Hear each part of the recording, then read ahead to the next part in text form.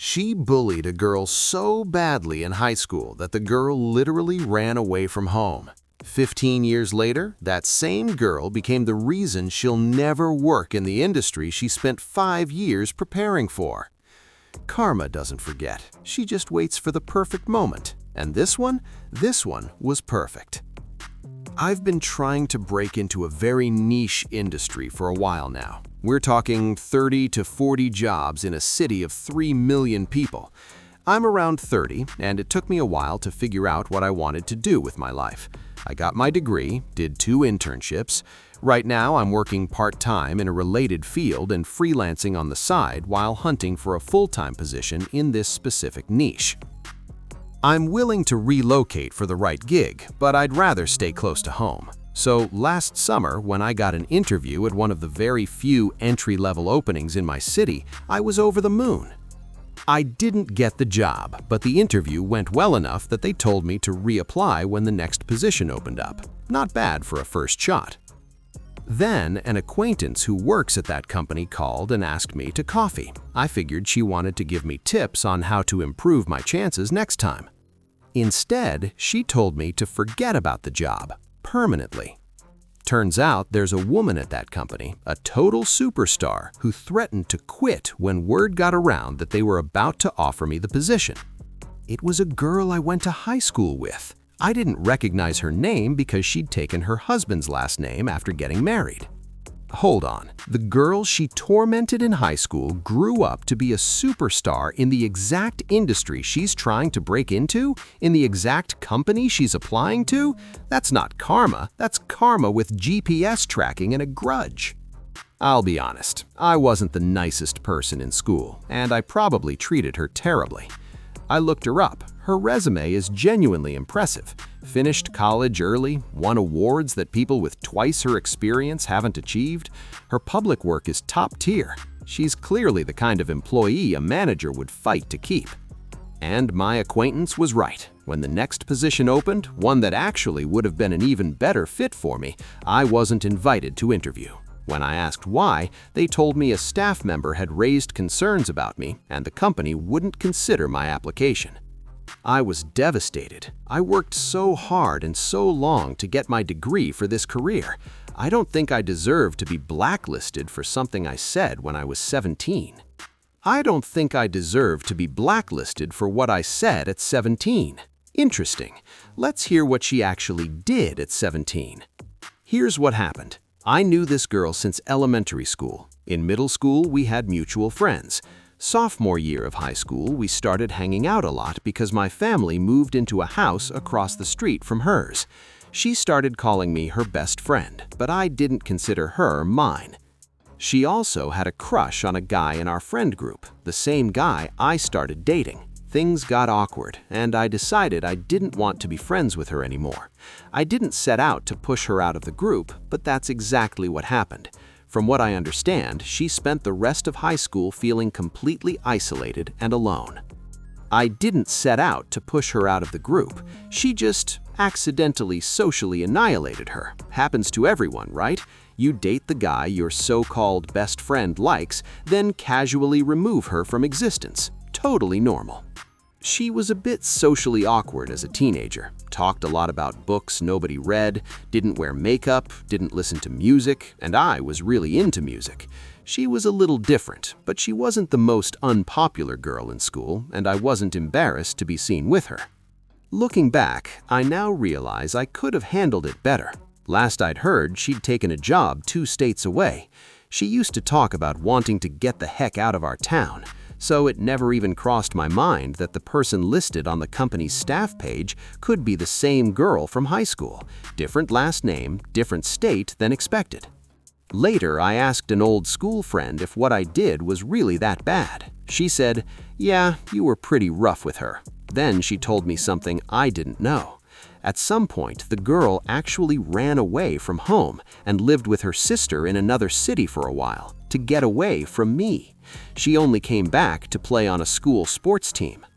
She ran away from home. This wasn't just teenage drama. This girl literally fled to escape her, and the author didn't even know, didn't even remember the extent of what she did. That's what bullying looks like from the other side. A fading memory for one person, a defining trauma for the other. Now here's where it gets worse. After failing to get the job, I decided to move forward. Found a 9-month paid internship 7 hours away. Packed up my stuff, loaded 2 cats in the car, said goodbye to my boyfriend, and drove to a city I'd never been to. I hated it. Not the work was great, but the city was awful. Being away from my boyfriend and family was awful. I couldn't make friends because everyone my age was already married with 2 kids. I called my boyfriend crying every night. He was supposed to visit me over a holiday weekend. Last minute, he canceled because of work. A coworker saw how miserable I was and swapped shifts so I could drive home for the long weekend instead. Friday after work, I got in the car and drove through the night, arrived at our apartment after 1 in the morning. But you already see where this is going, don't you? He was cheating on me. Of course he was, because when it rains, it doesn't just pour, it floods, catches fire, and then the insurance company says it's not covered. I spent the rest of the night sobbing on my sister's couch and drove back to my internship city the next morning.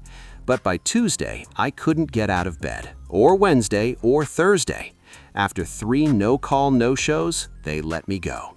I tried going back to the part-time job I'd had before the move. They'd told me I could return any time, but they'd already found someone better. Couldn't afford rent on my own, so I moved back in with my parents. In desperation, I applied to the Superstars company one more time. Then things got even worse. My sister and friends took me out for a birthday dinner to cheer me up. I drank way too much wine and completely fell apart. Went to the bathroom to pull myself together, and on the way, I ran smack into the superstar and her husband. They were celebrating their anniversary. I lost it, started screaming and crying, accusing her of ruining my life. She screamed at the woman she bullied in a restaurant on the woman's anniversary dinner while drunk after applying to her company for the 3rd time?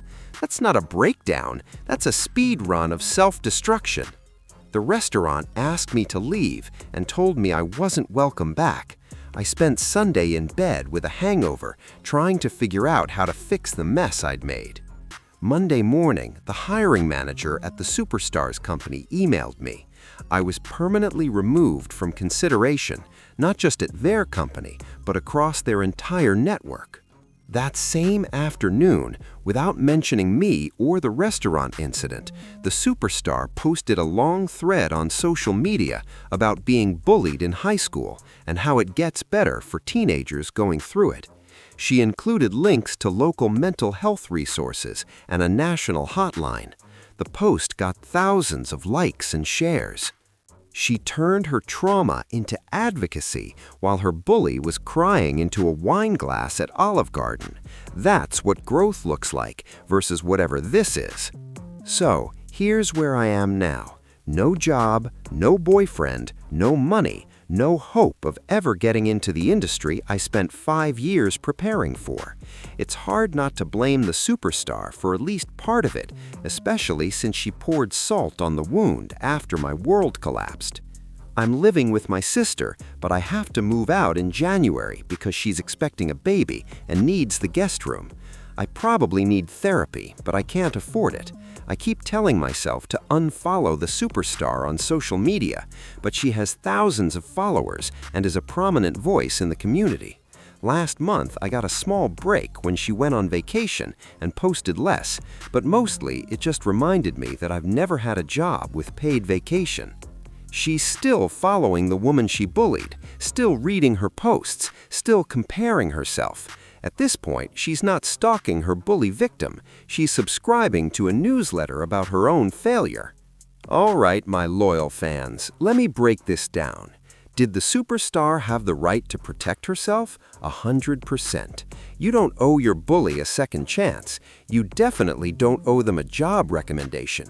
But let's be real about the author.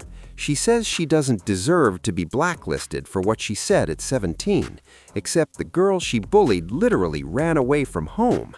This wasn't name-calling, this was systematic social destruction, and the author barely remembers it. That's the scariest part. It wasn't even memorable to her. And then she had a shot at redemption, 3 separate chances to apply, reflect, and grow. And instead, she got drunk and screamed at the woman in a restaurant on her anniversary. That's not karma, that's an intervention from the universe, and she still didn't get the message. My advice? Stop following the superstar. Stop applying to her company. Move to a new city, start fresh, and maybe, just maybe, learn the lesson that the universe has been screaming at you. Actions have consequences, even the ones from when you were 17, especially those. The lesson? The people you step on today might be standing on the platform tomorrow, and they have every right to remember. If karma ever caught up with someone you know, or with you, I want to hear about it. Comments, right now. No judgment. Okay, some judgment. That's literally what I'm here for. Subscribe for more stories of people learning the hard way. Hades out.